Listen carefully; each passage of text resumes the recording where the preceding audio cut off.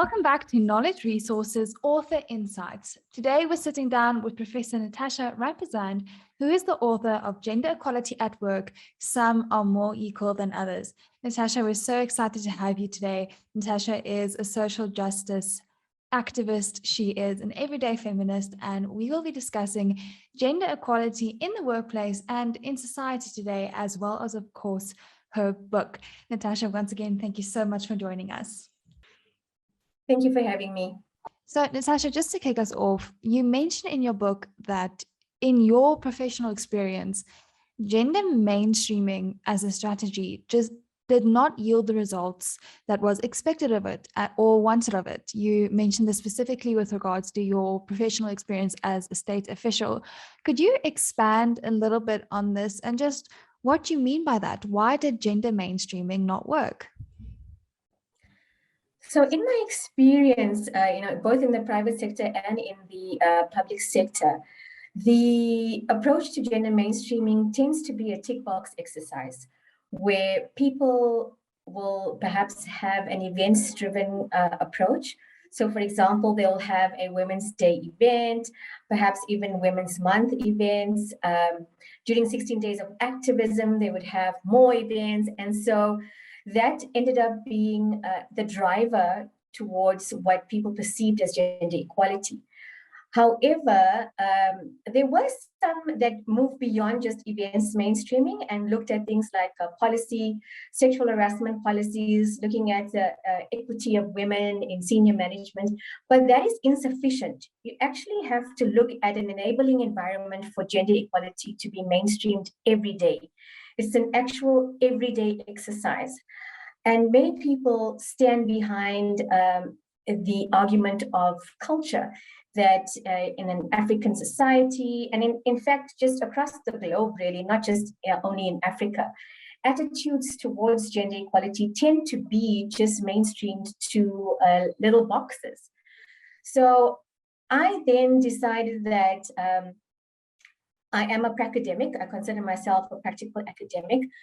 I then decided to develop something that would assist officials who are looking for transformation strategies, people who are working in diversity, people who are working in human resources, something that can be used to effect that change, to enable that change.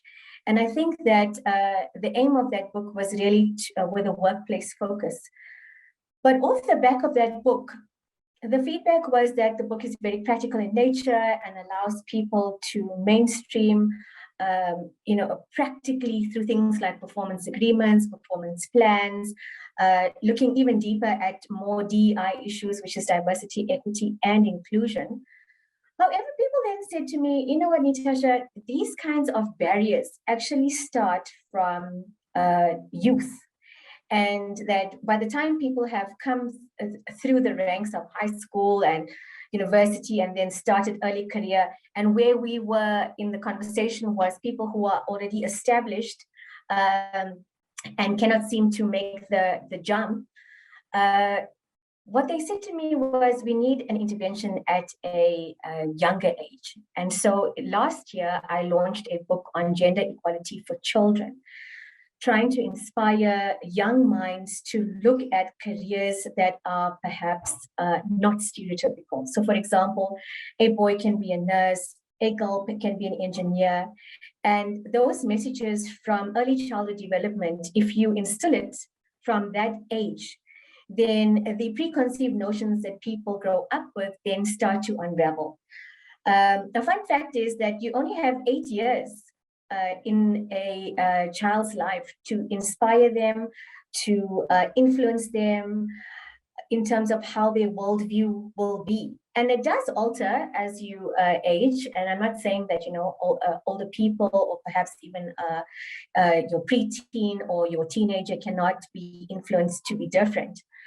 But it is more difficult because the ingrained thinking about gendered roles tend to be even from the year dot. So from the time a mother has been told that they are expecting a baby boy or a baby girl, now the gender reveals are like all the rage. It's a big trend to have a gender reveal. And at those kinds of things, baby showers, family get-togethers. A whole lot of gendered messages are already placed on a child that is unborn. So even more so when that child enters the world.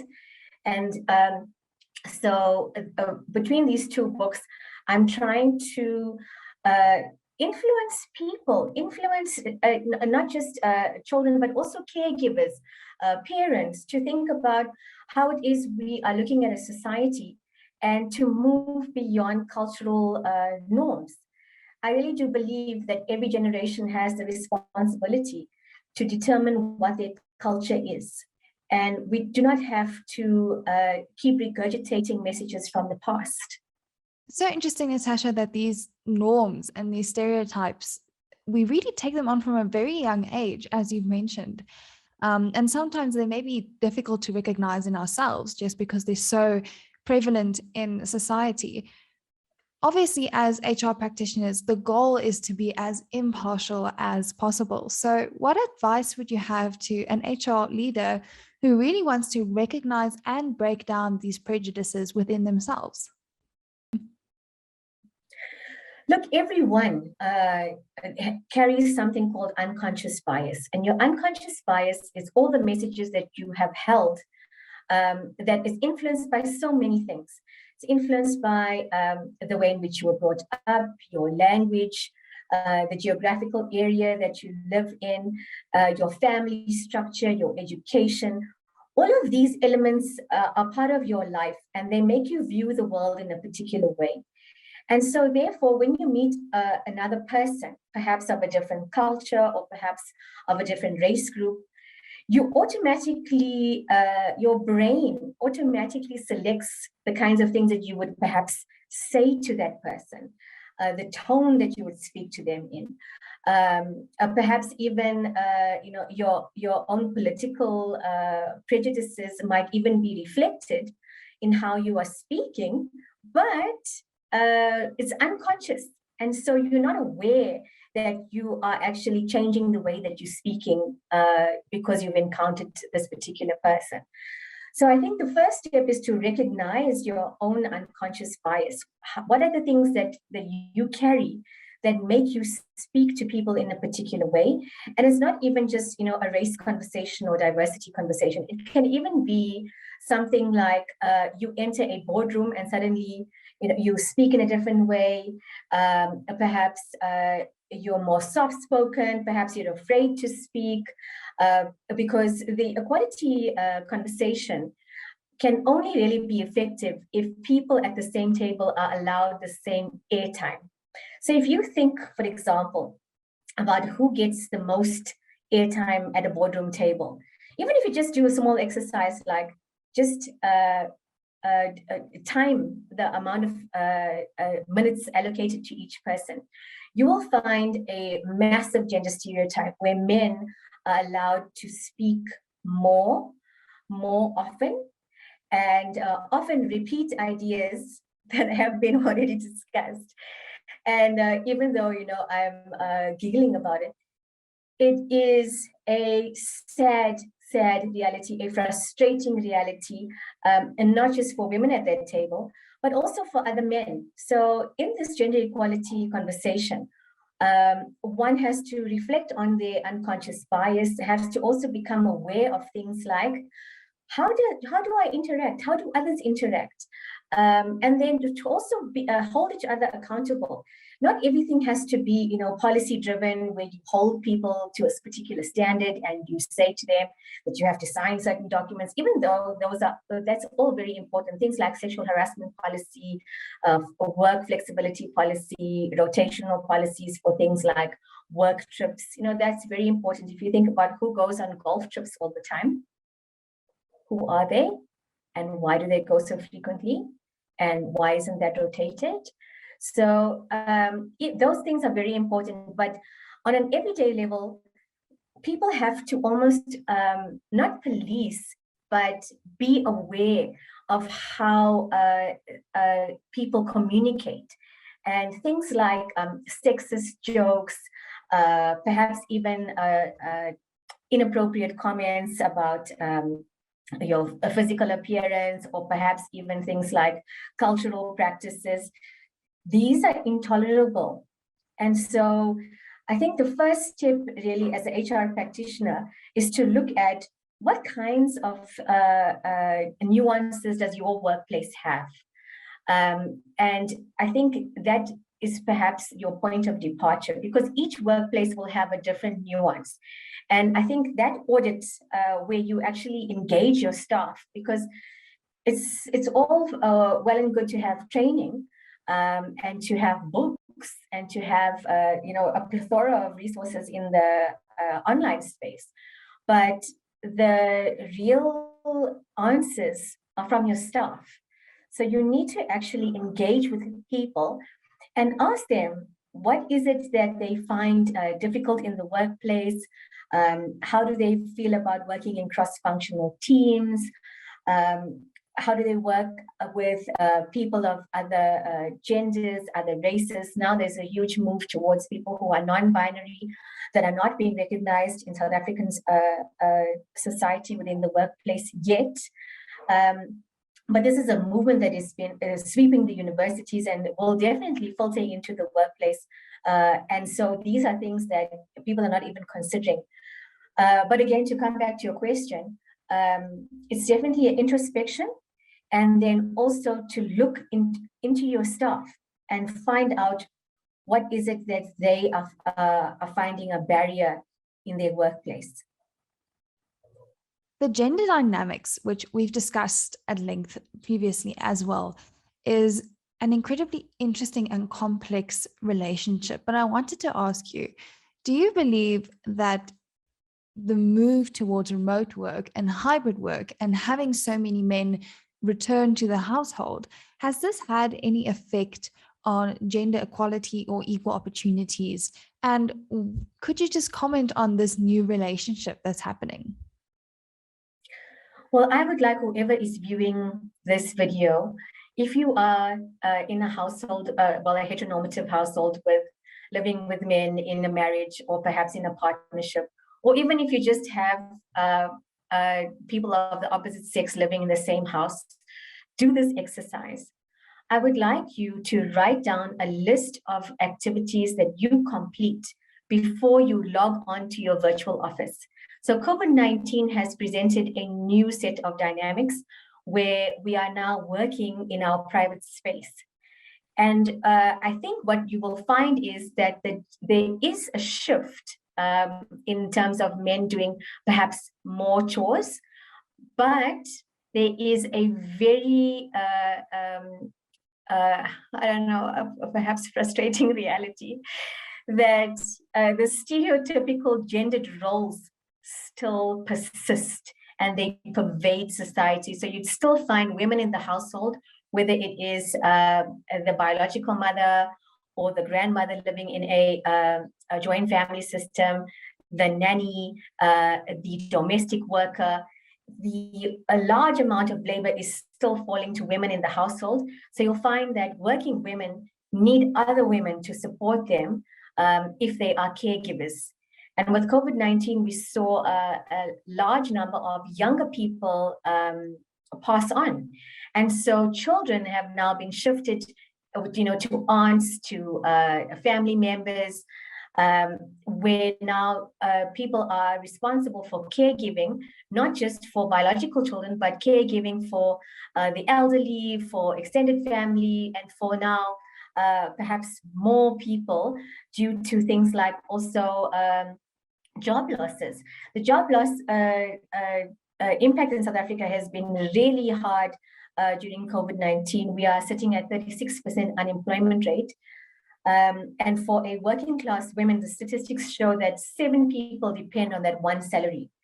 So I would say that even though men are perhaps participating more in the private space because everybody is now working from home, we are seeing that companies have become very aware of things like carbon footprint. The return to work is very slow, if at all. And so, unfortunately, in South African society, because of the patriarchal norms and the cultural norms that persist, unfortunately, a lot of the labor in the private space still falls to women. I love that you mentioned culture, Nitasha, because especially in South Africa, the culture is so rich and influences much of our view on gender and gender stereotypes. I'd like to shift a little to workplace culture, though. You've mentioned in your book that no matter how many policies are in place for gender equality and equal access, it really does come down to the culture within the workplace itself. And many South African women currently find themselves in a culture that isn't open to them, that doesn't really allow them equal access or equal opportunity. Do you have any advice for these women that find themselves in a negative workplace culture that really isn't orientated towards women or allowing them that freedom? Look, it's very difficult, to be an island and to have a voice in perhaps a place that does not support the equality conversation. Lots of organizations are profit-driven. They're all about the bottom line, and they want to know if they're going to invest in something, what is their return investment in terms of rands and cents.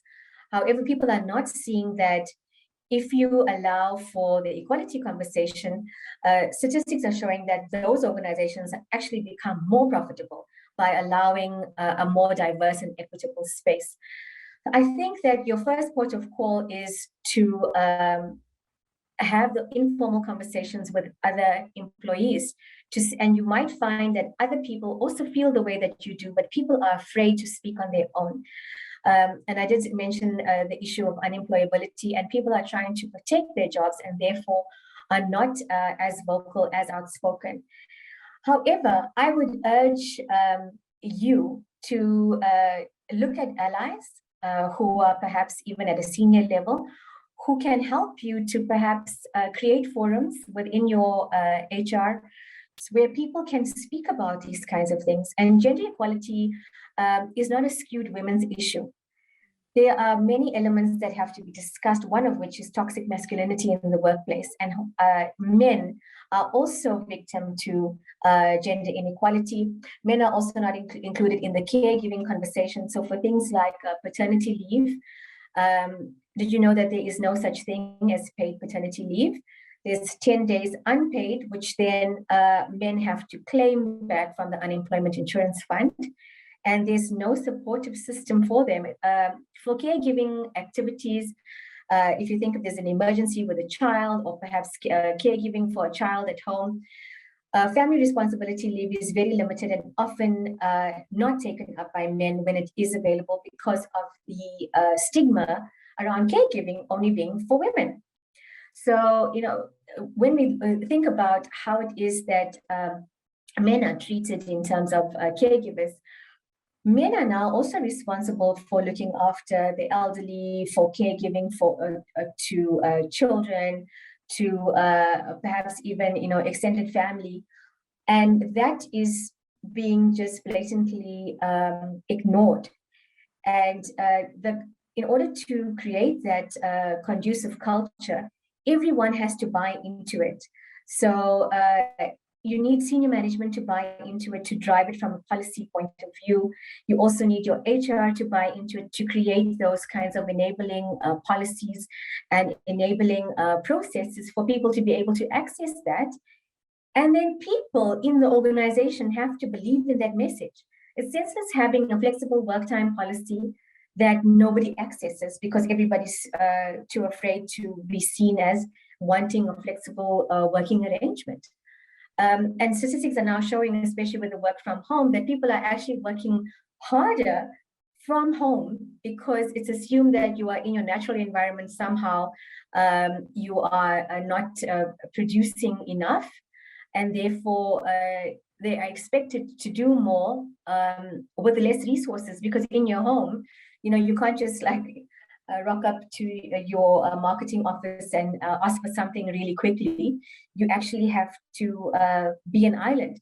So I think that it's very important that as a woman, if you are feeling that you want to create that enabling environment, look for allies, and then try to be vocal about it so that you actually get allies who are perhaps your peers at a senior level, and then approach your HR to say, look, we only have perhaps a BE policy, and we've achieved our equity targets, but we don't actually have any forums for people to speak about gender equality issues. And we want this to move away from Women's Month to be an everyday exercise. And I think through that kind of lobbying, you'll be able to have that kind of change in your organization, because without a supportive culture, your policy will just remain a paper-based policy.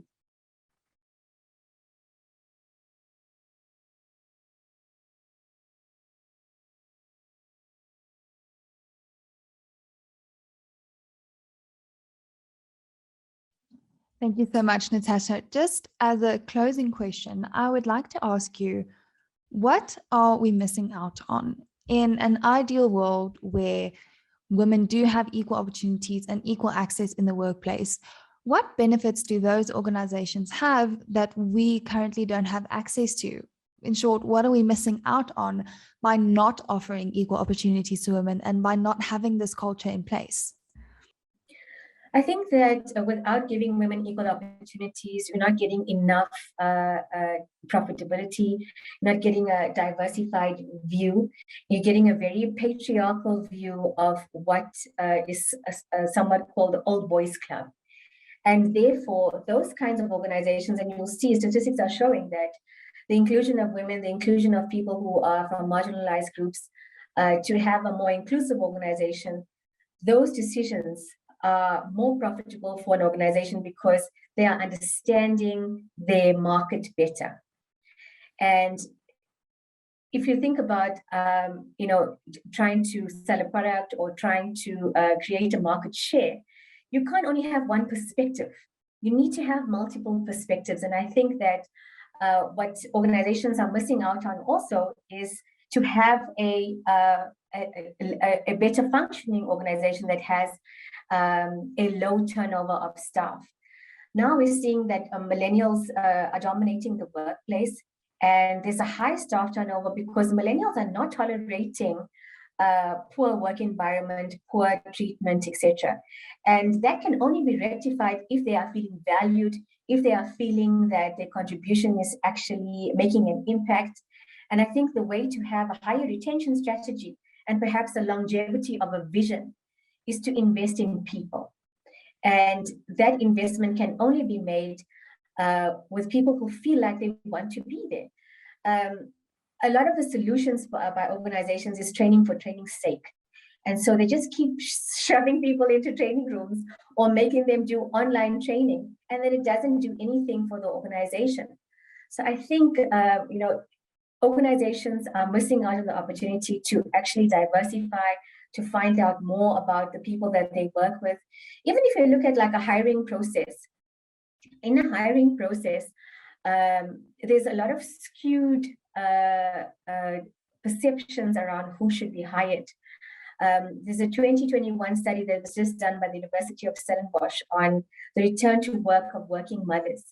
And they are seeing that the stereotypes like from the 60s that the baby boomers had already, paved the way for people like you and I are very much prevalent.